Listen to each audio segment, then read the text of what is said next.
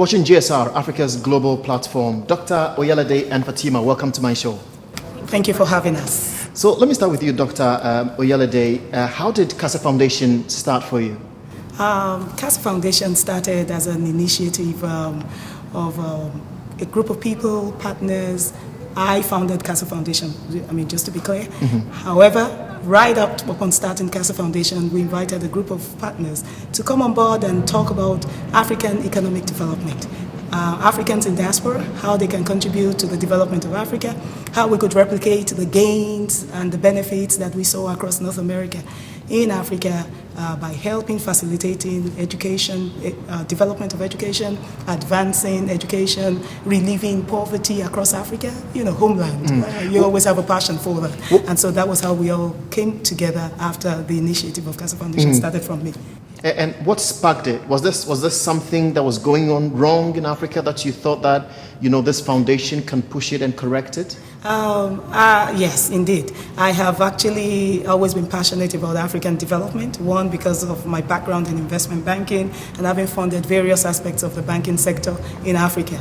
And so because we funded a lot of businesses, and we saw how those businesses started, how they were so passionate about running their businesses, and then there just appeared to be a deficit of systems and structures in place in Africa, such that some of the businesses that were funded actually collapsed in the process. And so I was a part of that. And I just, there was something fundamentally wrong in the structures. And we knew that either people had, they lacked the skills, the competencies, and all of those. And then they also had possibly mentorship deficits also in some aspects of their trajectory.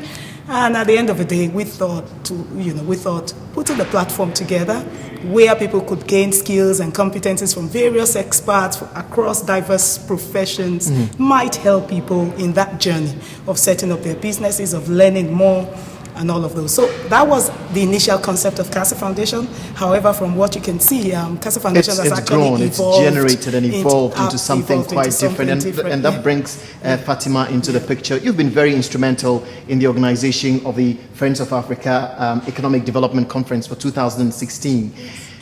You're from East Africa, I understand. I am originally from Burundi. Burundi. Yes. And why do you think it is so important for Africa, and especially Africans in the diaspora, to take such initiatives so seriously as we understand from Dr. Oyelade? I grew up in Africa, and by Africa I mean I grew up in Burundi, Cameroon, Ivory Coast, and Zimbabwe. 4 countries? 4 countries. Wow. So I had the pleasure, the honor of actually calling myself an African, not just a Burundian. And with that, I grew up surrounded by women, a bit like Olu, and men who were thinking about advancing Africa and seeing Africa as something that can grow and can be big. I grew up within Africa that, yes, had its own little problems, but that was a land of opportunity, a land of growth, a land of you can write your own script because there's nothing written, there's nothing down. There are no structures, as she says, but with the right kind of information, with the right kind of tool, you can engineer, you can fabricate things that are absolutely unique and wonderfully created just for us. We're dynamic, we're interesting, we're different. And what we do is the same, and the way we do business is the same. We can't take models that are already established in the Western world and assume that they will work in Africa. In Africa. They need to be made for us, by us, with our input. Let me be inquisitive a little bit. Yes, what took you to all these 4 countries? My parents worked for the United Nations. Wow, that's quite interesting. Yes. And so they're civil servants at heart, they're doctors, and they believed in helping and saving lives. And my work is still about saving lives, especially in Africa. The big question, which everybody's asking, why has it taken Africa so long, economically, to get to where it should be, to get to the level where CASA Foundation and Friends of Africa wants it to get to economically? Why has it taken Africa so long in doing that? I believe we're being a little unfair. We all know our history. Europe was not built in less than 100 years. We're talking about the fact that Africa has started actually only getting the kind of education that is needed for the past 20 to 30 years. We're talking about generations that don't know how to read, access that is very limited. So once capacity is built, once people know what gets done is incredible. I mean, go to Nairobi now, go to Lagos, go to Dar es Salaam. Even look at Juba, what's happening in Juba right now. They just got their independence. The moment education, the moment knowledge is given, the sky is the limit, and the opportunities abound. So it hasn't taken that long. We're talking about Europe that was in the Middle Ages in the 1300s, and we forget the fact that it took them 800 years to figure out their own stuff. Yet we want Africa to grow and develop and become exactly clean and pristine within 20 to 30 years. A lot of people talk about colonization and how it all contributed. Take it or leave it. There's a new Africa growing up, a new Africa that is ready to accept the world as it is, that is ready to project its name to the rest of the world. And that is why it is so important for people like you, to be, especially in the diaspora, to push the agenda. Olu, so the focus of the Friends of Africa initiative, which was actually came out of the CASA Foundation, is to what? Bring Africans in the diaspora together to deliberate on economic affairs in Africa? Indeed, that was the initial focus when the Friends of Africa Economic Development Conference was conceived in 2011, the first conference held, and the initial focus was on identifying the major benefits and the gains of infrastructure development, the rapid infrastructure development across North America, parts of Europe, and look to replicating those gains and benefits right across Africa. And so that was why we focused largely on bringing together the private sector practitioners, the leaders and government, ministers and governors of various states were brought to the Friends of Africa Economic Development Conferences between 2011 and 2014. And so that they could learn from their counterparts in North America and Canada, majorly Canada. And so we realized that it couldn't be limited to that, because the private sector itself plays a major role in economic development and business advancement and things like that. Some tell me the engine of growth. Yes, and so, gleaning into how the government works in Canada and how private sector works in Canada, we looked around, and from research we found that in fact 80% of the SMEs, the middle class people, entrepreneurs, actually, they run they run the economy of these developed nations. When you look at the developed nations, 80% small businesses, middle class people, entrepreneurs, contribute about 30% in Canada alone, 30% to the GDP of Canada, 39% in the United States, another 53% in Germany, 79% in South Korea. And so if you look at the GDP and the way it works in these developed nations, then you find that Africa continues to lag behind.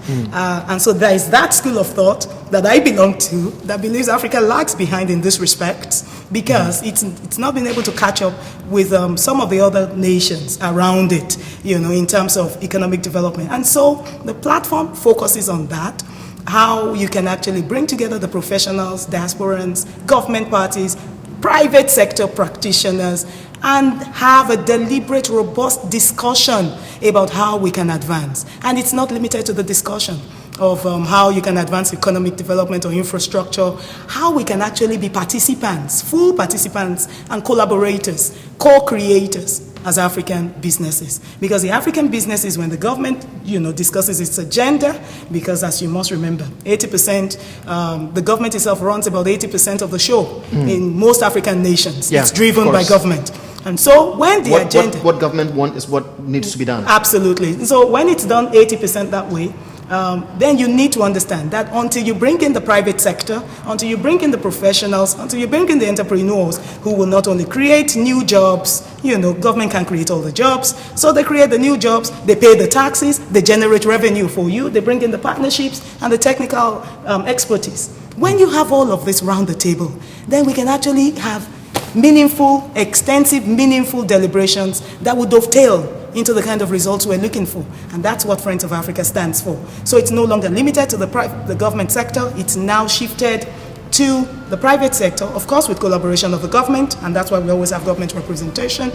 And we believe that's a more effective way of actually impacting socially and economically. Having government involved, no Yes, two ways about that. absolutely. When we return, I would actually want to know about the sub-theme of this year's conference, creating capital for development. Right. How easy has it been, in putting this together, conference together? Who are the key speakers, for the upcoming event? And most importantly, what are we doing to drive Africa to support an initiative like that? We'll be back right after this.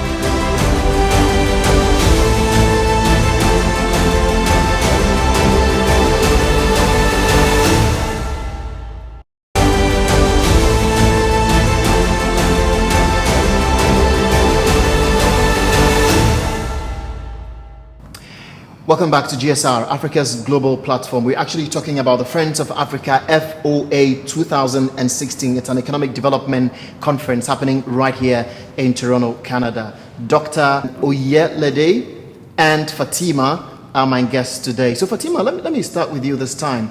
It's been an amazing story for East Africa, no two ways about that. Look, the success story of Rwanda, for example, is what people keep talking about. This is a country that went through terrible moments with regards to civil war. We remember the genocide that saw about 800,000 Tutsis and moderate Hutus killed. But just within a twinkle of an eye, Rwanda is one of Africa's success story in terms of economic development. Your own country, Burundi, might have also experienced its own, ups and downs with regards to civil war and all that. But tell me, what do you think is really projecting the success story that we're hearing from East Africa today? Well, it stems from the biggest and most expensive riches of Africa. It's people. It's as simple as The that. resilience. The people, their creativity, their resilience. I'm afraid to use that because it's not about resilience. We are who we are. We are a people who are capable, who are intelligent, who are able to do miracles once we get our minds to it. And leadership is very important. Rwanda is doing well because it's got the leadership that it has and the people that it has. I was recently in Kigali and it's buzzing with entrepreneurship. The leadership, the government has provided an environment where people can actually do what they can do, but the middle class, to piggyback on what Olu was talking about, it's about the middle class that's building the businesses. They're the people who are going to work every single day to build their country. I mean, East Africa is growing, and we're growing because of our people. Yes, we have the government, the private government and individual partnerships that are growing East Africa as it is. And you haven't seen anything yet. Wow. We have a More lot to of come, right? surprises, a lot to come. So Olu, let's take a look at Eastern Africa and Western Africa. I mean, we can do the economic comparisons and all that, but from all indications, if you look at the economic indications coming out of Nigeria, for example, coming out of Ghana, for example, it looks like West Africa is not doing so well, at least for the past 10 years, as compared to East Africa. It is doing well, it is better with regards to economies and everything, but what do you think that West Africa can learn from the Eastern style of job creation and doing things? Because I know she mentioned, for example, entrepreneurship, which is actually now booming in West Africa as well.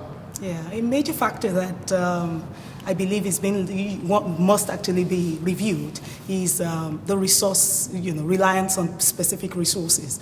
When you look at specific nations, you call them the oil-reliant nations, particularly Nigeria and Angola.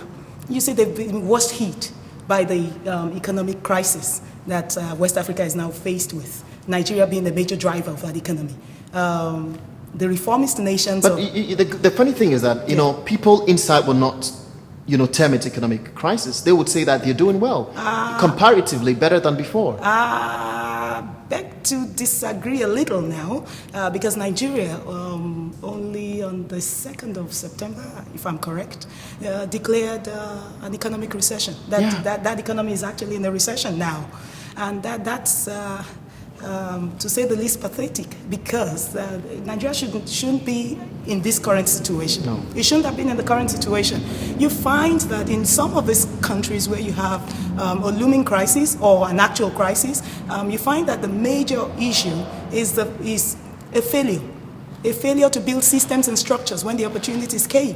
Failure on the part of Failure on part People, of the government, government? because the government drives most of the structures. Systems are put in place by the government. Regulatory frameworks are put in place by governments of nations, and then the people comply. But that's the way it's supposed to be, and that's why you have governance, and that's why you have government.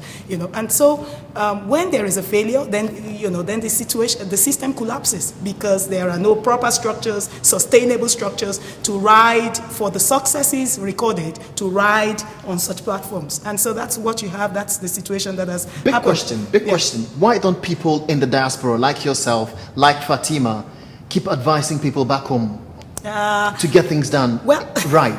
This is a place to start from. We believe in our own little way. You set up a platform with the collaboration of experts in the community and in the various diverse sectors that you work with, and then you invite the very government officials to come and listen to what's going on in other parts of the world, global leaders, practitioners, CEOs of large corporations, the F500 companies, they're all there on that platform. And so you share ideas. That's why you have a platform like the Friends of Africa, which is a platform for the development of ideas, business ideas, economic ideas that can sustain nations. What has Canada done to get it to its current position in the Committee of Nations? How can Nigeria, how can Ghana borrow from what Canada has done, replicate it back in that country, and ensure that the private sector complies, and then create a positive atmosphere, a positive environment, well regulated, where the private sector can confidently participate in the development of the economy. Look at Ghana. I look at what's going on in Ghana. Ghana, for instance, because you asked us to do a comparative analysis. Yes. Ghana, for instance, went into the market and raised bonds about 3 years ago. Bonds at about a little over 7%. The bonds that Ghana raised only about a year ago, Ghana was heading back to the same market to raise another bond, another set of bonds. And this time, it was offered to them at 12%. Wow. 12% from 7%. What that tells you, from our simple understanding of the mathematics of that, is that you're higher risk. Yeah. Because they're only willing to lend to you at 12%, not 7%. Of course, Ghana has turned that down. But there are serious implications for that. Rwanda was able to raise its own bond. Its government bonds was raised at lower than 8%. And so that's priced as a much lower risk than in Ghana. So when you look at the comparatives, and that's because, to my mind, it's a mixed economy. A mixed economy is where you are producing and you have various generators, resources that you get your revenues from. You're not relying on a simple resource or a single resource. You're not oil dependent. I think that's what I'm trying to say. Yeah. Because it could be a curse at some point. Yeah. They say oil is a blessing or a curse. In most cases, it's a curse. If you look at what is happening, for example, within the Nigerian nation, Boko Haram, it all came out as a result of the discovery of oil. In Ghana, for example, which is a good success story because a lot of infrastructure are being put in place in those regions and those areas that oil was actually discovered. Fatima, yes. Creating capital for development, yes. Afro investors. Yes. How is this achievable? We need to bring, as Olu keeps saying, the government, private entities, and individuals, especially us. This is a platform for the diaspora, for business-minded diaspora who are looking at Africa to come together, share opportunities, discuss, come up with solutions, and create incredible projects. I think Olu can speak a little bit more about the water park project that came out of FOA. Yes, we'll talk about that in Nigeria. I know about that. And so things like that are being done coming out of this platform. We are creating capital for development and growth. Development means growth. We are bringing together our own capital and raising the continent. It's interesting, Olu, because on the day of the conference itself, my understanding, my team are going to be there to set up a discussion like this, to bring to the fore and let the world know what is happening, not behind closed doors, openly. People are invited. People are signing up to be at the FOA 2016. But tell me briefly, who are the main speakers for this year's event? And why the choice of those speakers? Right. For some time now, for too long, I believe that most of the platforms created around us, most that we participate at, we realize that there's a lot of discussion on African development. There's a lot of discussion on entrepreneurial development, African development, business ideas passing from place to place. However, I realize that there's a major missing line, and that is how can people create capital? How do they get some capital, some form of capital, to fund their dreams? People have a lot of ideas. In fact, if you ask a lot of people, what are the challenges of Africa today? I'm sure even a 12-year-old can actually tell you what the challenges of Africa are. And so we do have a fair idea of what those are. However, this platform is created and conceived to bring about discussions, robust discussions by people who have done it before, who are on a journey of development. They've created businesses, they've created initiatives, and some of those initiatives are actually turning out well, and they become employers of labor. And so because we believe they're employers of labor, they want to share some insights on how they got on this journey and how they have moved through this journey. And so those are the type of people that we have invited to share their ideas with us. Michael Kotu, for instance, is that's the Minister of Youth and the Minister of Youth and Children in Ontario, Canada. Is representing his government to share ideas on how the diasporans can actually contribute to economic development by starting from where they are. You see, if you want to do something back there, start and let's see what you can do here. And then based on that, possibly you might be able to raise people who believe in you, with whom you've done a few transactions, to now replicate the gains of what you've done here back homeland. People talk about, I want to take my initiatives back to my homeland, and which is very good, and which is what this is about. However, where you are, you need to start something good, and then let's see how that turns out, and then take it from there. So he will be speaking to us on the business ideas, how you can generate your ideas, and how you can fund your ideas. And so we have a team of people coming from there. And then we have representatives from the public sector. Yeah. We have the Ghana ambassador speaking to us, Dr. Sule Gariba. We'll be speaking about the opportunities in Ghana and the positive, the process that facilitates business registration, how the embassy can assist you to develop your ideas. And then we also have all kinds of, we have the president of the Toronto Portland Authority. All coming. Toronto Portland Authority controls over 400 hectares of land downtown Toronto there. Yeah. However, you find that it's no longer available. So when you run out of land, where else is there to go? You have to get out of Toronto. Where else do you need to go? So he will be coming to talk about a new initiative of the Ontario government called the Air Rights. Air Rights, where you build in the air. A lot of people haven't heard about.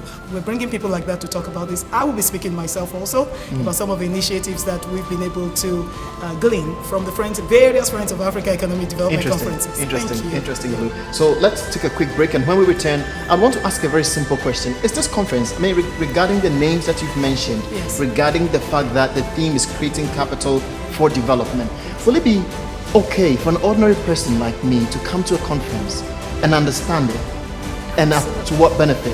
I want to find that out when we return. We'll be right back.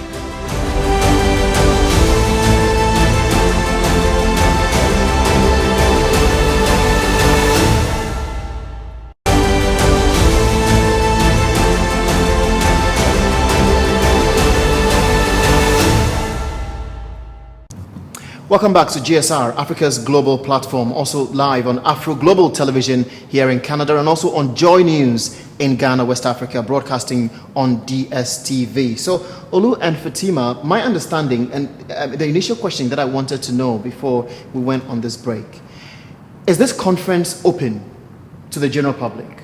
Right, indeed. The conference is actually open to the general public.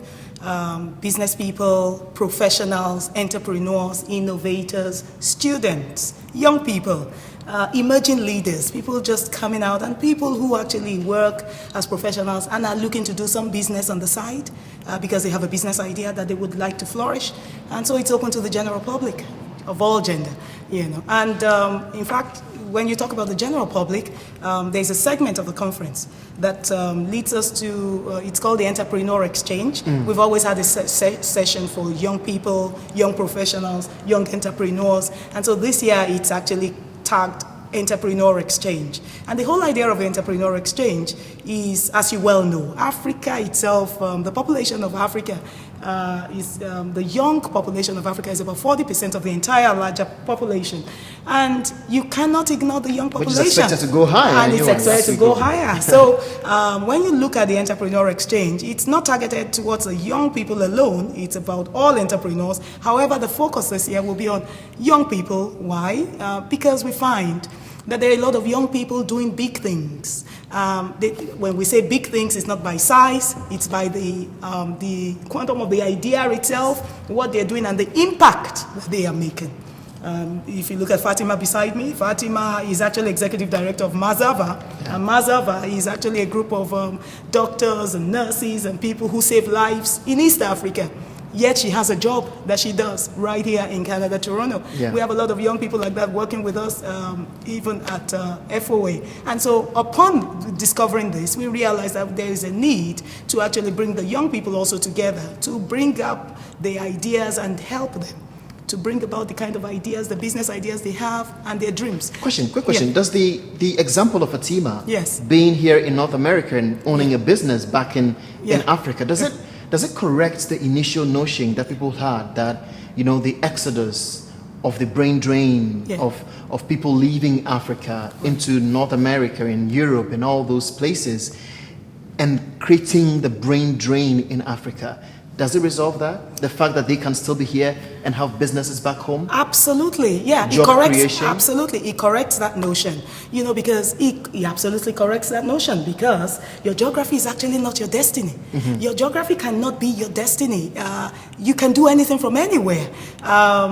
Destiny itself is about your vision, what you're thinking in your head, the purpose that is driving the vision, and the actions that you put on the purpose that you have. It is not what has been created for you already. It's not about what has been created for you. And so the young people need to understand this, and that's why we called it Entrepreneur Exchange. They need to listen to people, they need to find out what they're doing, they need to understand that the myths that by staying here or having a 9-to-5 job, you really can't do this or you really can't pursue other things is totally wrong. They need to understand that. And we have a group of people, young entrepreneurs that have done successfully well, coming from a lot of the corporate, we have a lot of people across the region. From the banks, we have a few young people, Africans, Caucasians, that have been invited to speak to our young people because they have various initiatives that they're promoting across Canada and also back in Africa. And people need to learn from the gains. Is this something that is quite doable by others as well? Being in North America and then still owning your own business back in Africa? I believe that it's even better because then you get access through your connections back home and through connections that you make here. You get access to knowledge, you get access to capacity, you get access to so much more that you can then use to leapfrog into so much more. I am much more interested in healthcare as well as tech. I'm really into tech, and a lot of young people in Africa are very much into tech. Because the traditional way of doing things have changed. I mean, when you go into laboratories now, everything is quite technical. Absolutely. The doctors are having their surgery. They're not by the person. They're on the computer doing stuff. Absolutely. That's happening in North America as well as in South Africa. Actually, they're advancing very strongly on that. But we're talking about business that's being run on a cell phone now. Paper is almost dead. Yeah. Nobody's behind their laptop working. They're on the cell phone. It can be... This is only a substitute. Everything is here, right? Everything is there. Yeah. Some people need slightly bigger screens, but the point is, at the end of the day, you don't need much more than this to conduct business. You're connected to everyone. We have projects like the one in Kenya where you can check on your crops from Nairobi while your crops are somewhere in rural Kenya.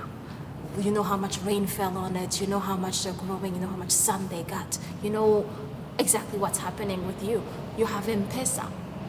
You can send money from one place, the EcoCash. Africa is advancing in a way that has nothing to do with what has been before, and thank God for that. It's a new world, and the youth, the entrepreneurs, they're embracing it, and we're using technology to do that. Wow. Fatima, many thanks. And Doctor, thank you very much for joining us today on JSR. But even before we go, I mean, there may be viewers, people watching the show and may want to attend the conference. Where did they go? What's the website? It is scrolling on our screen. But Can you amplify it for us with your voice? Yes, for those who wish to join us at the Friends of Africa Economic Development Conference, happening on the 8th of October 2016, 8 a.m. sharp, the Marriott Hotel Conference Center, Toronto Airport.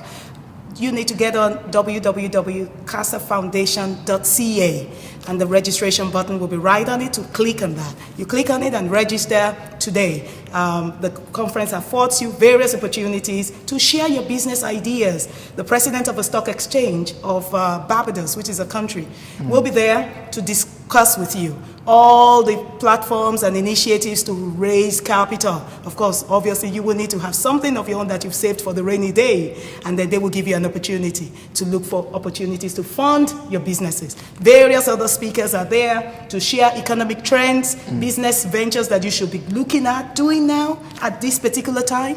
They will be there to share that with you. People who have already, executed their own dreams by creating new businesses that they that presented at the Friends of Africa previous platforms, they are also on the platform this session.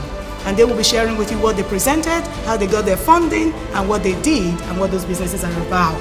You will get to meet with these people through the networking sessions, and we encourage you to register today and be there with us. Interesting, because in 2015, yes, I was at the conference. You were there, Jeff. I saw the diversity that comes with it. People from Eastern Africa, from Northern Africa, from Southern Africa, from Europe, all being there, sharing their ideas, how to develop the continent of Africa in terms of business and development and all that. Olu, I really appreciate your time for joining me today on GSR. Thank you very much. And Fatima, thank you so much for joining us today. Thank you for having us. This has been GSR, Africa's global platform on Joy News in Ghana and also on Afro Global Television here in North America. See you next week.